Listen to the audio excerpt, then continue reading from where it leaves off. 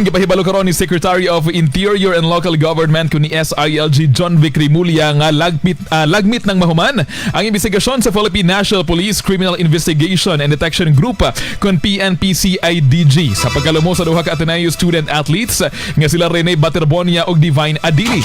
Sa usa ka interview gibutyag ni Remulla nga kung mahuman ang imbestigasyon, posible na silang magsumite og rekomendasyon ngadto sa Department of Justice kun DOJ sa sunod semana June 23, 2026.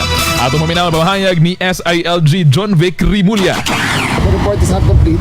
Bukas yung mga coaches ang sablina nila. Kung makompleto na ang istorya para sa coaches, magre-recommend na kami. So what if hindi pumunta bukas yung mga... Siguro file din in contempt kasi pangalawang notice namin.